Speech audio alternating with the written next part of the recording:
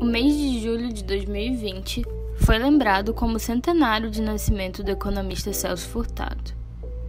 O economista tem um legado de pensar os processos de desenvolvimento de países de capitalismo tardio, como o Brasil, e dedicou sua vida a entender e produzir projetos de transformação nacional. Criador de uma obra inovadora, com uma leitura moderna das contradições do capitalismo, o economista, nascido na Paraíba, continua ainda hoje um patrimônio para os socialistas brasileiros. Sem coragem e sem capacidade, sem audácia, sem capacidade principalmente de arriscar, não se governa. E essas virtudes são principalmente da gente jovem. Por isso é que eu apelo para a juventude brasileira para que hoje em dia construa o Brasil com coragem, com audácia. Não se deixe limitar pelo temor ou pelas dificuldades conjunturais, pela dificuldade de arranjar emprego, que hoje em dia são óbvias. A teoria furtadiana abre caminhos para que gerações de pesquisadores, intelectuais e ativistas populares construam uma nova realidade.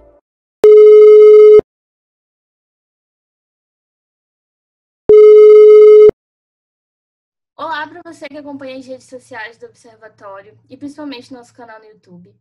O programa de hoje é muito especial. O mês de julho de 2020, ele marcou o centenário de nascimento do economista Celso Furtado. E para falar com a gente sobre seu legado, suas contribuições para a nossa democracia e formação de políticas públicas, a gente recebe hoje o professor doutor Ivan Silva, docente da Unifap nos cursos de Sociologia e Ciências Sociais. Oi, professor, tudo bem? Boa tarde, tudo bom, Clarice? Muito obrigado pelo convite. A gente que agradece a sua participação.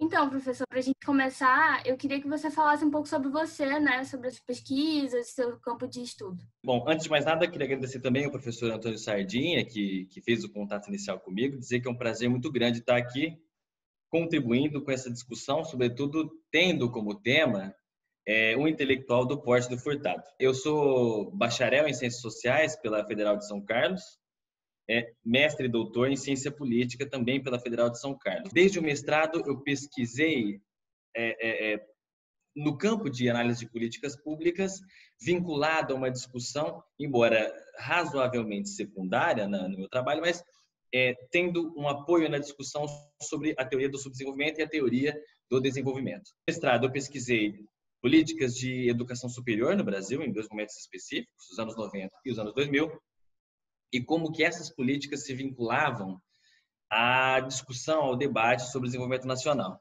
E no doutorado, eu mudei um pouquinho o escopo da pesquisa e fui olhar políticas de transferência, programas de transferência condicionada de renda no Brasil e na Argentina, para tentar problematizar um conceito específico e um fenômeno específico que foi o chamado Estado pós-neoliberal na América Latina. Volto a dizer, eu olhei Brasil e Argentina, portanto, o meu objeto, no caso brasileiro, foi o programa Bolsa Família, e no caso argentino foi um programa análogo, bastante parecido com o Bolsa Família, que se chama Asignación Universal por Hijo. Assim que eu cheguei aqui à Unifap, embora eu siga pesquisando programas de transferência de renda, eu tenho me debruçado, inclusive coordeno um projeto de pesquisa nesse sentido, eu tenho me debruçado a pensar a nova direita no Brasil e, de modo mais específico, a nova direita aqui no Amapá, seja do ponto de vista organizativo, seja do ponto de vista das suas matrizes intelectuais e discursivas. Então, para a gente começar, essa discussão sobre o Celso Furtado, eu queria que você falasse um pouco sobre ele, quem ele foi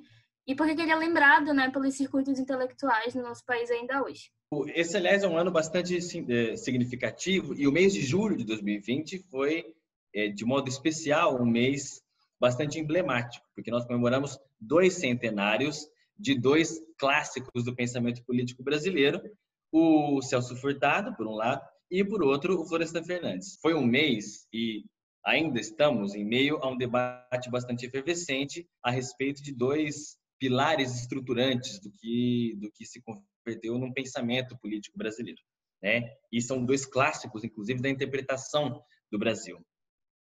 O Celso Furtado é, talvez, para não dizer com certeza, o economista de maior prestígio na história do pensamento econômico brasileiro, internacionalmente.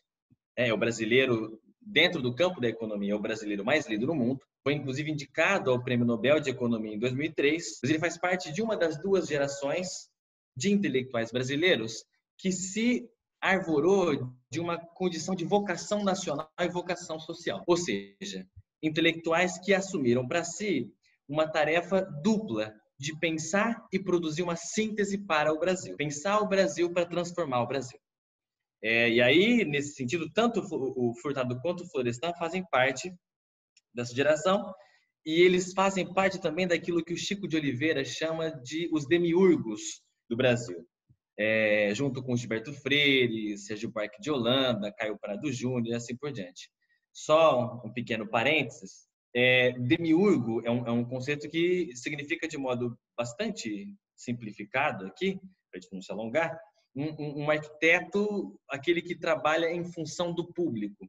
Na filosofia grega, o Platão pensava o demiurgo como um arquiteto universal ou como um princípio norteador universal. Então, quando o Chico de Oliveira está falando que o Furtado, junto com esses outros intelectuais, faz parte do grupo dos demiurgos do Brasil, no sentido de que ele participou de um processo de interpretação do Brasil para construir o Brasil. E, para além disso, além de ser, portanto, uma figura de preeminência internacional no campo intelectual, pela própria condição assumida por ele e pela sua geração de intelectuais, o Furtado sempre foi uma figura pública. Ele sempre participou em diferentes formatos, nacional e internacionalmente, da gestão do Estado e de instituições estatais ou paraestatais para pensar e construir o Brasil, ou pensar a América Latina como um todo, né? Ele também é um dos principais expoentes do que se define como o estruturalismo latino-americano.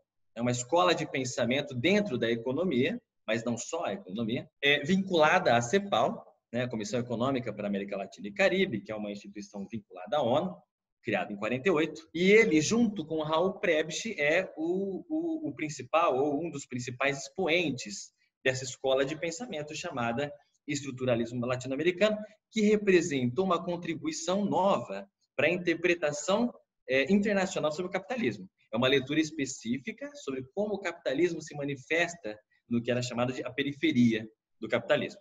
Então, seja do ponto de vista intelectual, acadêmico, teórico, ou do ponto de vista prático, o Furtado é uma figura de extrema relevância e da primeira grandeza na nossa trajetória, mas na trajetória de toda a América Latina.